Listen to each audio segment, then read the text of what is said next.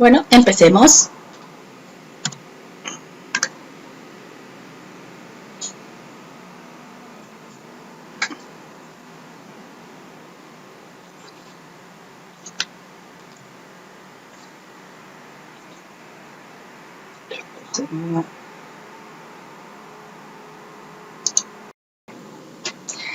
Bueno, acá seguimos con la evolución de la historia de las computadoras, como ya esta sería la segunda parte. Ya nos adentramos un poco en el año 1930-1940 con los primeros ordenadores que empezaron a resolver ecuaciones matemáticas, trataron de sobrellevar todas estas historias y estas cuestiones a nivel matemático para poder lograr lo que todos querían, que era resolver cálculos bastante importantes. Algunos se utilizaron como parte de estrategias militares con el tema de la Segunda Guerra Mundial y otras se utilizaron ya con una visión un poquito más comercial. Pero todas ellas trataron de integrar lo que es hoy en día nuestra evolución de estas computadoras para tener las computadoras que tenemos hoy en día. Dentro de los primeros ordenadores nosotros podemos distinguir también varias generaciones de computadoras. La primera máquina que nosotros podemos llegar a ver es la de Vannevar Bush, que era una máquina para resolver ecuaciones diferenciales que está en el año 1931. Se crea se trabaja junto con esta máquina en el MIT, en el Massachusetts Institute of Technology, y con esta máquina trataron de, empezar a analizar un poco la parte de cálculos diferenciales y ecuaciones diferenciales para poder lograr avanzar un poco en el área de las matemáticas. Siguiendo con esto, acá tenemos otras fotos también del analizador diferencial que hacía más o menos en el año 1938 se construyó un prototipo de estas maquinarias. Como verán, son maquinarias, no son muy fáciles de construir, no se construyeron muchas de todas estas máquinas, porque son máquinas muy grandes, tienen algunas para resolver cálculos bastante, pequeños en ese momento. Sin embargo, eran unas maquinarias bastante pesadas, muchas toneladas, mucho trabajo para poder lograr que esto funcionara. O sea que nuestras máquinas provienen de un diseño como estas maquinarias, pero que fueron avanzando y evolucionando prácticamente en los últimos 70 años a nivel abismal. Acá también vemos que las primeras operadoras eran 3 mujeres, que eran las que operaban una de estas máquinas, uno de estos prototipos del analizador diferencial de Vannevar Bush, alrededor del año 1942 y 1945. Si vamos a hablar de generación de computadoras, lo que podemos establecer son distintos cambios dentro de las generaciones de computadoras. No hay nada definido oficialmente, como decir, tenemos 5, 6, 7 generaciones de computadoras. Solo podemos hacerlo o establecerlo a través de grandes cambios que se han generado en estas revoluciones informáticas que tenemos. La primera generación de computadoras en realidad es la que se basó en el tema de las válvulas. Entonces, las primeras computadoras utilizaban válvulas para su trabajo. Estas válvulas, que son tubos de vacío, que se programaban en general en lenguaje de máquina y que utilizaban una gran cantidad de estas válvulas para poder lograr programar de forma muy rudimentaria lo que sería para hoy en día. Nosotros ya conocemos una programación bastante avanzada con respecto a esto, pero eran lo que se intentaba lograr hacer en ese momento. Esta generación utilizó varias máquinas, utilizaron este tipo de generación de válvulas para computadoras.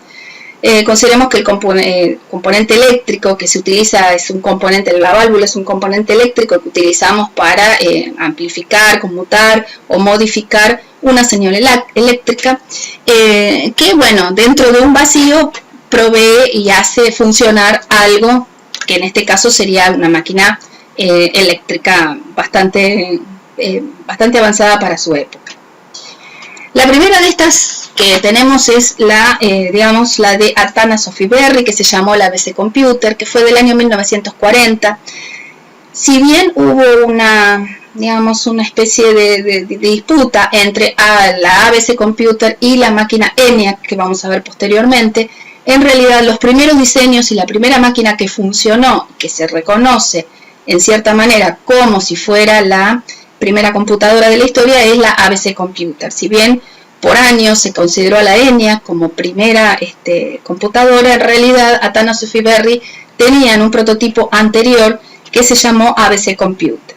También estas computadoras también son bastante rudimentarias para lo que sería hoy en día, sin embargo para la época eran muy avanzadas y tenían, por ejemplo, utilizaban el álgebra booleana, que era el álgebra de Boole, que es el álgebra que, bueno, nosotros ya hemos visto que es y, o, no y sí, para poder definir ciertas cuestiones, o sea, uniones, intersecciones, complementos, para poder definir la lógica de la programación. George Boole, que nació en el año 1815 y falleció en 1864, que era anterior a toda la generación de computadoras, definió este tema, este sistema lógico, en donde, bueno, creó una álgebra muy especial que fue reflotada con la programación en computadoras, sobre todo en sistema binario y en cuestiones de armado de la lógica de la programación. Acá tenemos un diseño también de la Atanasoff Berry Computer, el ABC Computer, y que fue construido en el año entre el 37 y el 42 del siglo pasado, y que tenía sobre todo un ejemplar en lo que sería la Universidad de Iowa, que se llamaba en ese momento Iowa State College. Acá vemos otro diseño bastante interesante de la ABC Computer. Como verán, es una máquina bastante compleja de manejar y bastante llena de válvulas y de mucha maquinaria para poder lograr hacer estas operaciones. Otra de las máquinas se llamó el Colossus. El Colossus también estaba basado, si bien no es igual al diseño de la máquina que él estableció, pero basado en un diseño, estamos hablando del año 1943, un diseño del matemático inglés Alan Turing.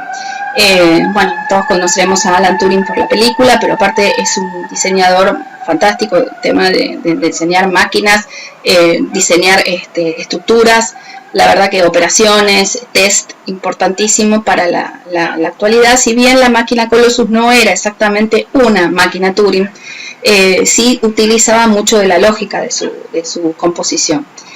Tenía 2000 válvulas electrónicas y estamos hablando de que, bueno, es una máquina bastante utilizada para la época. Posteriormente a esto también encontramos a la Mark I. La Mark I es una máquina de Howard H. Aiken, que era un ingeniero estadounidense, también desarrollador. Él fue a exponer su maquinaria y fue aceptada por IBM para poder idear esta maquinaria, que fue bastante, utilizada en su época. Acá vemos también una Mark I funcionando, ya en una versión un poco más moderna de las máquinas prehistóricas que podemos hablar y mencionar. Posteriormente de la Mark I viene la famosa ENIAC, la máquina que por años se reconoció como la primera máquina, la primera computadora de la historia, cuando en realidad los diseños originales anteriormente eran de Atanasoff y Berry. Esta es una ENIAC trabajando, Electronic Numeric Integrator and Calculator, estamos hablando del año 1946, y sus autores fueron McLean y Eckberg. La ENIAC fue construida en la Universidad de Pensilvania por John Presper Eckberg y John William McLean, y ocupaba una superficie bastante interesante, 167 metros cuadrados, pesaba 27 toneladas, tenía una lógica basada en el sistema decimal y además utilizaba casi 18.000 válvulas, 17.428 precisamente, pero casi 18.000 válvulas, con lo cual la programación se hacía bastante complicada en este tipo de maquinarias. Esta máquina fue más o menos desde los años 45 hasta el año 1955, en donde empezaron a modernizarse un poco más las computadoras. La ENIAC, por supuesto, tenía un problema, tantas válvulas de vacío que levantaban muchísima temperatura también, bueno, el problema que tienen la mayoría de las máquinas todavía hoy en día. Por lo tanto necesitan varios coolers y demás aparatos de enfriamiento dentro de las distintas computadoras para poder lograr bajar sus temperaturas. Ese es uno de los principales problemas que tienen, por ejemplo, los microprocesadores. Posteriormente viene la EDVAC, que también es una Electronic Discrete Variable Automatic Computer, que estamos hablando del año 1949. Esta EDVAC en realidad eran menos tubos de vacío, eran 6000, utilizaba lógica binaria, no decimal, y también, bueno, tuvo un primer programa diseñado para ser almacenado. Tenía una superficie bastante menor que la ENIAC, porque es 45,5 metros de superficie, y pesaba unas 7.000 toneladas, 7 toneladas. Así que bueno, 7 toneladas, 7.000 kilos, 7.800 kilos, 7 toneladas. Bueno, como decía por acá, el personal eran 30 personas que trabajaban cada 8 horas, así que bueno, necesitaba utilizaba bastante recurso humano para poder hacerlo, así que bueno, bastante, interesante para poder tratarla dentro de esta historia de las computadoras. Bueno, acá hay algunas, características más que las pueden ver después en el PowerPoint leyéndolas. Bien, y acá hay algunas, de la EDVAC también algunos diseños, algunas fotografías interesantes. Posteriormente después vinieron ciertos desarrollos más modernos, la UNIVAC también, la IBM 701, ya entramos en el área de las IBM, y después posteriormente también todo el diseño de IBM con todos los diseños de, los cambios que introdujo esta empresa dentro de lo que sería el modo de la computadora. Así que tenemos unas cuantas computadoras IBM pioneras de la historia, de estas computadoras. Esta es la UNIVAC, también desarrollada por John Prescott Edward y John William Maxley. Así que bueno, Universal Automatic Computer. Bueno, acá tenemos una especie de diseño que, bueno, de cómo estaba compuesta, las distintas partes de la computadora. Y acá tenemos una computadora también funcionando, la UNIVAC. Bueno, posteriormente IBM, ya estamos en la década del 50, 1952 precisamente, empieza a utilizar también una lógica de tarjetas perforadas, que es lo que se ve ahí abajo, donde se almacenaba información en forma esquemática. Y por otro lado también tenemos ya unas computadoras ya de distintas formas, ya con menos tubos también, cada vez más pequeñas en su espacio físico para poder utilizarlo, de modo tal que bueno, ya empezamos a adentrarnos a lo que sería una computadora, primero del mundo de las grandes computadoras, los que llaman famosos mainframe, y después ya en las personal computer, que son las computadoras personales que ya se empezaron a diseñar a nivel masivo para la gente común, no solo para las empresas. Bueno, acá tenemos una computadora, como pueden apreciar, el tamaño es bastante inferior a los que estábamos viendo, tipo ENIAC o tipo EDVAC, bastante más pequeña. Es lo que se trató de lograr, porque si no hubiera podido ser así, no hubiéramos tenido computadoras personales. Así que bueno, tratando de ahorrar espacio y mejorar la tecnología es dos puntapiés iniciales para poder lograr, mejorar las computadoras y que se vendan en forma masiva. Acá tenemos un detalle de todo lo que serían las distintas computadoras IBM, la i701, 700, cada una de ellas le va agregando algunas cosas, por ejemplo, por ejemplo, una grabadora de salida de los tubos de rayos catódicos, que es los CRT, que son los primeros monitores. Cuando se vea la parte de monitores se van a ver los primeros tubos, los primeros monitores que se conocían eran los CRT, de distintos colores primero, hasta que vino los colores, el que tenía todos los colores funcionando para poder verlos mejor. Los primeros eran los ámbar, los verdes, después vinieron los colores, de fósforo blanco, y por último los tubos a color, que ya eran la tecnología más importante de los CRT. Bueno, para hablar de la segunda generación de computadoras, lo que tenemos acá preparado es lo siguiente. En lugar de tener válvulas, empezamos a utilizar transistores.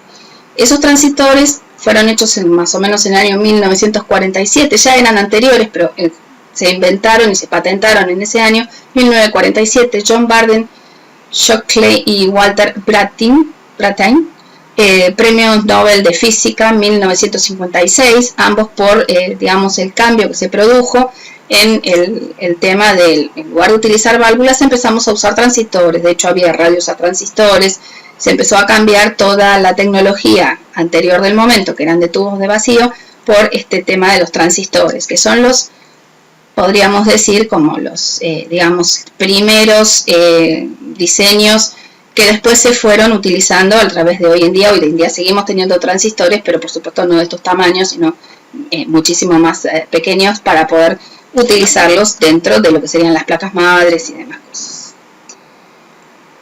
Bueno, fecha exacta, 16 de diciembre de 1947, armaron su primer transistor. Acá hay una fotito especificando esos